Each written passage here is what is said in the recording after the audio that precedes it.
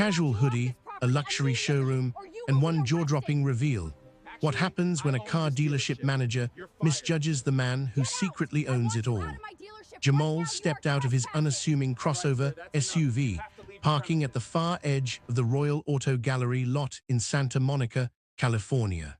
The sun bounced off the polished hoods of imported luxury cars, each one gleaming under the clear coastal sky like trophies on display. Jamal adjusted the sleeves of his faded navy hoodie, ran a hand across the front of his jeans, and pushed open the glass doors with quiet intention. The chill of the air conditioning wrapped around him instantly, mingling with the scent of new leather and fresh detail wax. He moved further inside, letting his gaze drift casually over the lineup of high-end models. From the corner of his eye, he caught the way conversations near the reception desk stalled. Employees swapped glances, eyes flickering toward his sneakers and worn hoodie with that unmistakable cocktail of curiosity and silent judgment. Jamal had seen this play out before countless times, but this time it was personal. Then came her voice, sharp, efficient, and with just enough edge to let him know she meant business. Linda, early 50s, silver bob haircut, dark slacks, and a fitted blazer that screamed upper management. The clipboard tucked under her arm only added to the image. She approached him with a step that could slice concrete, her smile all politeness on the surface, but cold just underneath.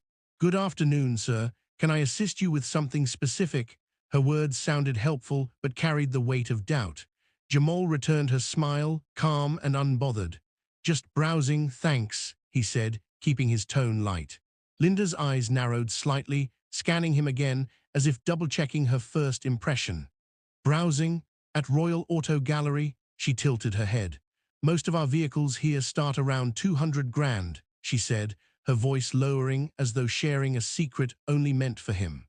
"We typically require prior qualification before allowing customers to schedule test drives or vehicle inspections." Jamal's smile didn't flicker. "That's so," he replied, glancing toward a matte black coupe by the front window. Linda took a step closer, lowering her voice but letting the condescension stay. "Of course, if you're just here to look, that's fine. But for serious inquiries, we'd need to schedule you with a sales specialist." Another employee called from across the showroom, breaking her focus for just a beat. Linda's eyes snapped back, making sure Jamal hadn't wandered off near the inventory she clearly felt he had no business touching. When he reached out and let his fingers lightly graze the side mirror of a sleek sport model, her reaction was immediate.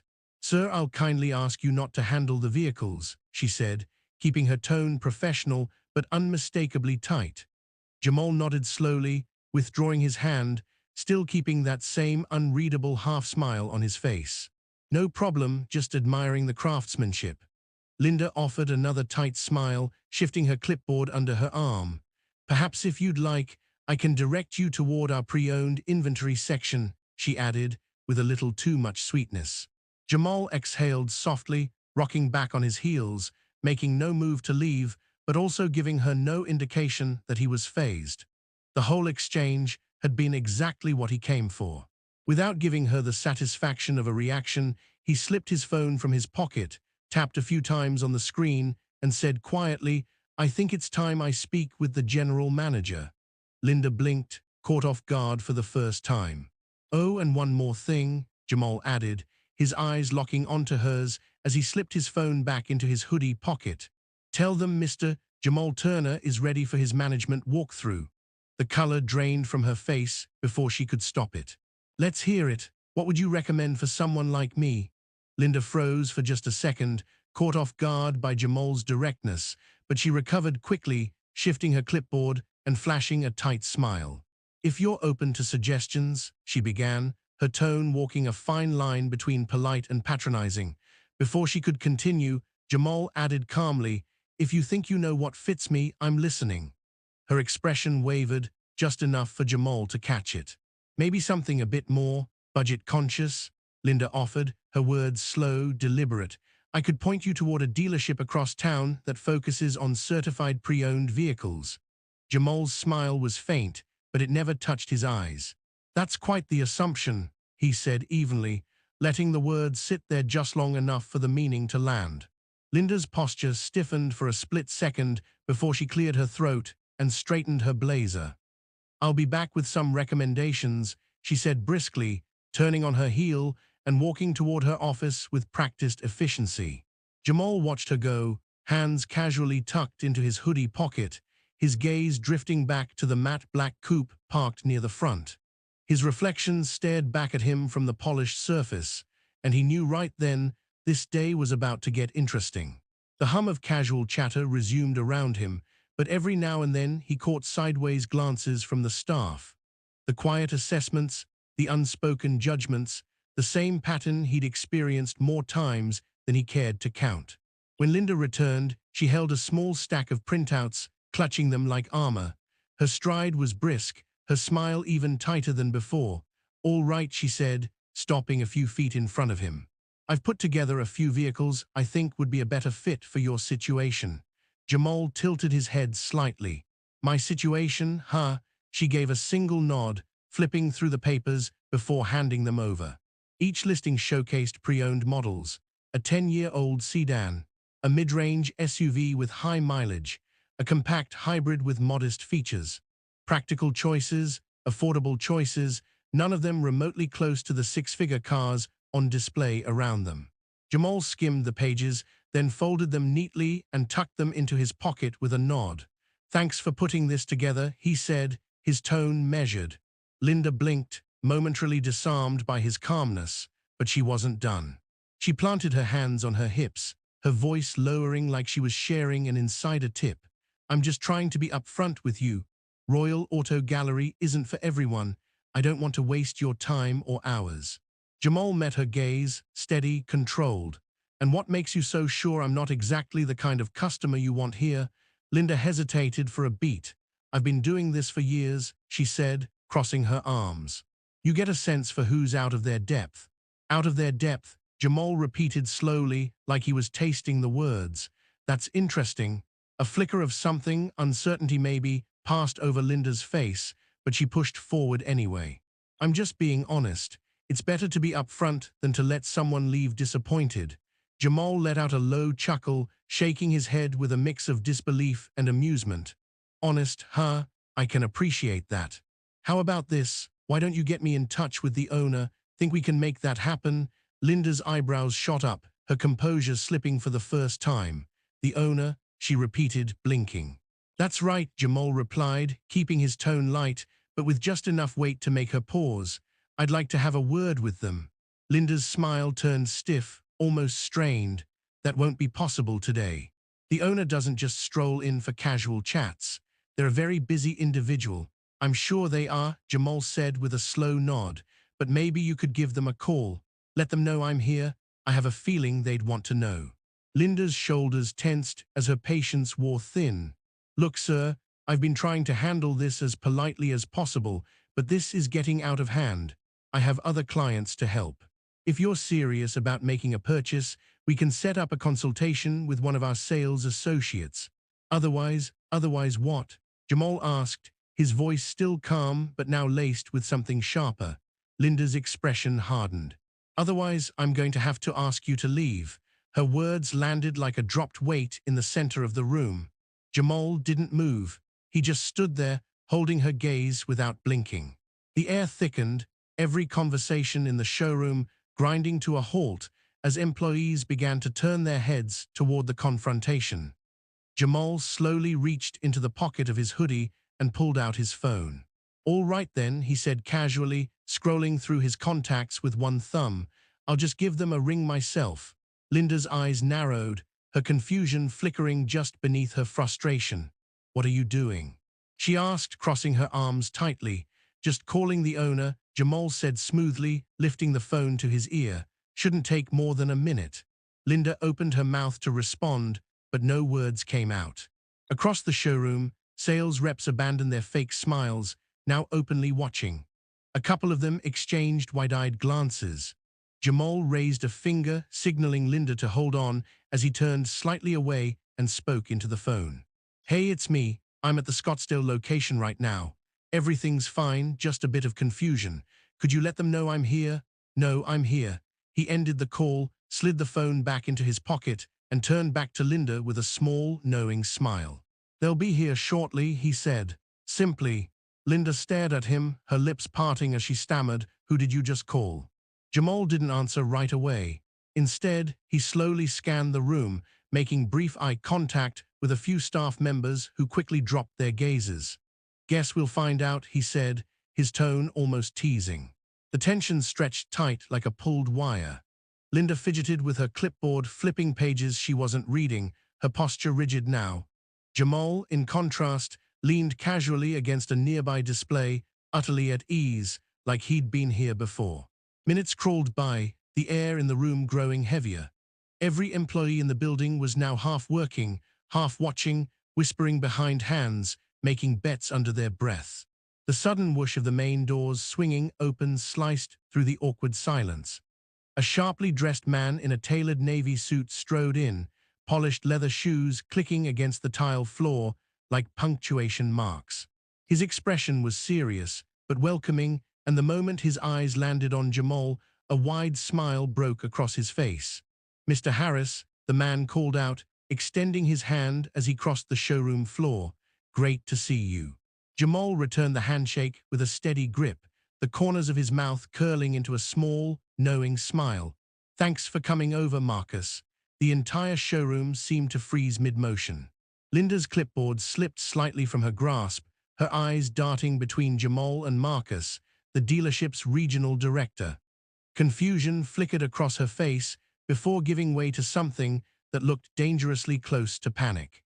"Mr. Harris," she echoed, her voice catching. Marcus turned to her, his easy smile fading into something more clipped, more businesslike. "I take it you've already met Mr. Harris?" Linda swallowed hard, color draining from her face. "I didn't realize. You didn't realize he's the new owner of this entire dealership group." Marcus finished for her, his tone now sharp and unmistakably disappointed. He shot Jamal an apologetic glance. "I imagine this wasn't exactly the welcome you had in mind." Jamal lifted a hand, stopping him mid-apology. "It's all good, Marcus. I think Linda and I just had a bit of miscommunication." His voice stayed smooth and controlled, but there was no mistaking the weight behind his words. Linda's face turned ghostly pale as she hugged her clipboard to her chest like a shield. "I'm so sorry," she stammered, barely above a whisper. "I didn't know." "You didn't know what?" Jamal asked, tilting his head slightly. "That someone dressed like me could own a place like this. That someone like me belonged here." The question hung in the air like a loaded weapon. Linda's eyes widened, her mouth moving without sound, as if trying to find the right thing to say and failing miserably. "I didn't mean." Jamal raised his hand again, silencing her mid-sentence. "It's fine, Linda." He took a single step closer, lowering his voice just enough that everyone in earshot leaned in to catch every word. "But let me ask you something. If I wasn't the owner, would you have treated me the same way? Would you have given me the same respect you'd show a guy walking in here in a three-piece suit and driving a sports car?" Linda opened her mouth to answer, but nothing came out. The silence that followed was deafening. Jamal gave a slow, almost sad nod, as if her inability to respond was answer enough. Turning to Marcus, he let his voice carry through the entire showroom. "Let's get everyone together in the conference room. I think we need to have a serious conversation about customer service standards around here." Without waiting for a reply, Jamal headed toward the glass-walled conference room at the end of the showroom. The staff followed, tension buzzing in the air like electricity. The modern decor suddenly felt cold and claustrophobic, and everyone knew the tone of the meeting about to happen wouldn't be anything like business as usual. Susan sat toward the back, her usual air of authority replaced by visible discomfort. Jamal stood confidently at the head of the conference table, his posture calm, his gaze steady. Marcus lingered near the doorway, arms folded, observing the staff as they settled into their seats. The low hum of whispers faded the moment Jamal cleared his throat, commanding the attention of every person in the room. "Thanks for coming together on short notice," he began, his tone even but unmistakably firm. "For those who haven't met me yet, I'm Jamal Harris, and as of last month, I'm the new owner of Summit Luxury Motors." A wave of murmurs rippled across the room, ranging from surprise to embarrassment. Susan shifted lower in her chair, keeping her eyes locked on the floor. Jamal continued, his voice steady and direct. I showed up today dressed the way I did for a reason. I wanted to see how this place really operates when nobody knows who's watching. I wanted to understand how customers, especially the ones who don't fit the typical image, are treated the moment they walk through those doors. He paused, letting the weight of his words fill the air. What I saw today was disappointing. I wasn't judged on who I am or what I bring to the table. I was judged on what I looked like. His eyes flicked briefly toward Susan, but quickly returned to the group. This isn't about calling out individuals, he said. This is about addressing a culture that allows snap judgments and bias to dictate how we treat people. Susan shifted in her seat again, her face flushing deep red. Jamal continued, locking eyes with different team members around the room. This isn't just about me. It's about every customer who's ever been looked up and down and dismissed before they could even speak. It's about the person walking in for the first time who may not look the part, but is more than qualified to be here. A younger salesman near the middle nervously raised his hand. Jamal nodded at him. Mr. Harris, the guy started cautiously. I think most of us, we try to treat everyone right. But sometimes it's like, I don't know, instinct. It's hard not to size people up.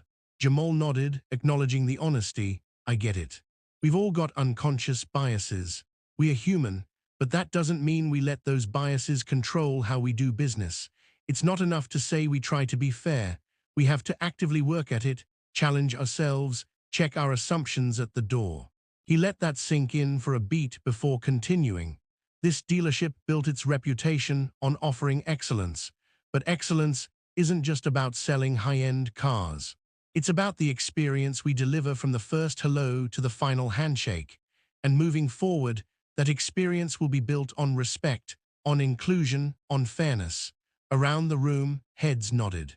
A few staff members shifted uncomfortably in their seats, but most listened with genuine reflection.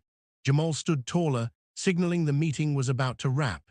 Change starts today, he said, because every customer who walks through that door deserves the benefit of the doubt, the respect of this team, and a chance to be seen for who they really are, not what you assume they are. Jamal's gaze landed on Susan, who sat rigidly near the back, her hands clasped tightly in her lap like she was bracing for impact. Susan, he said, his voice steady but not unkind, I'd like to give you a chance to speak. Is there anything you want to say? Every eye in the room turned toward her. She hesitated for a long second, swallowing hard before her voice finally emerged, soft and unsteady. I made a mistake, she said, her cheeks flushed deep red. I misjudged you, and I'm truly sorry for that. Jamal gave a slow nod, his expression unreadable but his tone steady. Thank you for saying that, he replied. Let this be a reminder for all of us that real change starts with accountability. Turning back to the entire group, Jamal's voice grew stronger, filling the room with quiet authority. Moving forward, we're implementing new training standards to make sure this dealership reflects the values I believe in. Every customer who walks through those doors deserves respect and dignity, no exceptions. If anyone here has a problem with that, now's the time to speak. Silence followed. Thick, heavy silence, broken only by the low hum of the air conditioning. Jamal let it hang there just long enough to make sure the weight of his words settled over everyone. Then he spoke again, calm but with unmistakable finality. I'm glad to see we're on the same page. Change isn't easy, but it's necessary, and this dealership is going to set the example for what real customer service and integrity look like. He stepped forward, resting both hands lightly on the edge of the conference table, leaning in just enough to command full attention. Let me be clear about something, he continued. I didn't come here today to embarrass anyone. I came to see what kind of culture I inherited. Now that I know, we're going to make it better. His gaze drifted back to Susan, and his tone softened, not with weakness, but with measured understanding. Susan, you're an experienced leader. I'm sure you've worked hard to get where you are, but today was a wake-up call, not just for you, but for this entire team. Susan finally lifted her eyes, meeting his gaze directly for the first time since the meeting started. "I understand," she said, her voice shaking but sincere. "I was wrong, and I'll do whatever it takes to fix this." Jamal nodded once. "I believe in second chances," he said plainly, "but accountability comes first. You and I will meet one-on-one soon to go over next steps. For now, let's focus on moving forward." Straightening his posture, Jamal addressed the entire room one final time. "We're not just here to sell cars. We're here to build trust, to create relationships, and to represent a level of excellence this brand deserves. If you're with me on that, I'll have your back every step of the way." This time, the murmurs of agreement were louder, more genuine. A few people even nodded. The tension that had gripped the room slowly began to lift. Even Marcus, who had stayed near the door with his arms crossed, gave an approving nod. Jamal allowed himself a faint smile, the kind that spoke of relief and resolve all at once. "All right then, let's get back to work. And remember, how we treat people matters more than anything we sell." As the team filed out, some in quiet reflection and others already chatting in low tones, Susan lingered near the door. She hesitated, then stepped closer. "Mr. Harris," she said softly, her voice low, almost unsure, "I want to thank you for giving me the opportunity to make this right. I won't let you down." Susan's voice wavered slightly, but the sincerity in her eyes was unmistakable. Jamal studied her for a moment, his expression steady but thoughtful. "I hope you mean that, Susan," he said finally.